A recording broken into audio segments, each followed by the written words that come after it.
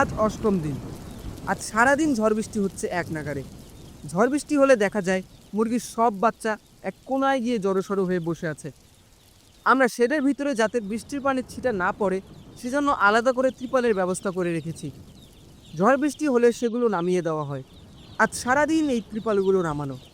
ত্রিপল বেশিক্ষণ নামিয়ে রাখাও ঠিক না, কারণ এতে ঘরের মধ্যে ভেন্টিলেশন হয় না ঠিকমতো, ফলে অ্যামোনিয়া গ্যাস বৃদ্ধি পায় ঘরের মধ্যে। দশম দিন পর্যন্ত আমাদের ফিড গেছে প্রায় ৮০ কেজি এবং মর্টালিটি ছিল মোটে ৪টি।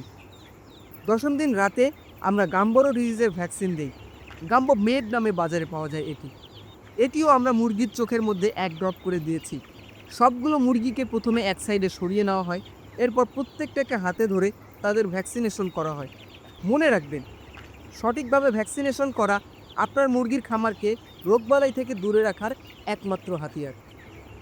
আজ ১১তম দিন।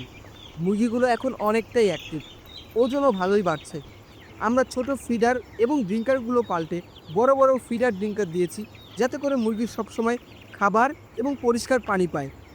প্রতিদিন আমরা আমাদের রুটিন কাজগুলো করে যাচ্ছিলাম।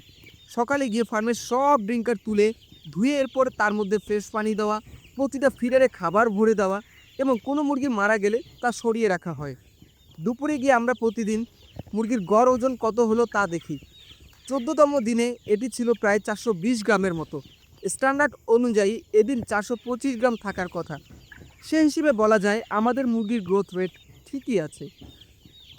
১৫তম দিন থেকে আমরা স্টার্টার ফিডের সাথে গ্রোয়ার ফিড দেওয়া শুরু করি। স্টার্টার ফিডের সাথে মিশিয়ে দেওয়ার কারণ যাতে করে মুরগির অভ্যাস হয় গ্রোয়ার ফিড খাওয়ার, যেহেতু গ্রোয়ার ফিড পিলেট আকারে থাকে এবং স্টার্টার ফিড কাম্বল আকারের।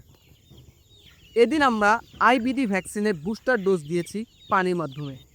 পানির মাধ্যমে ভ্যাকসিনেশন করার সময় এটি নিশ্চিত করতে হয় যে সব মুরগি পানি খাচ্ছে অবশ্যই। এজন্য বেশ অনেকটা সময় আমরা পানি বন্ধ রেখেছিলাম। এরপর রাতে ভ্যাকসিনেশনও পানি দেওয়া হয়।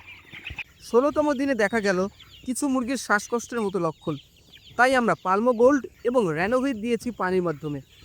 এছাড়া খামারে ডিসইনফেকশন স্প্রে, ফুডবাথ পরিবর্তন, লিটার র্যাকিং সব নিয়মিত মেনটেন করেছি। তবে এরপরেও ১৭তম দিন পর্যন্ত আরও ৬টি মুরগি মারা যায় আমাদের ফার্মের।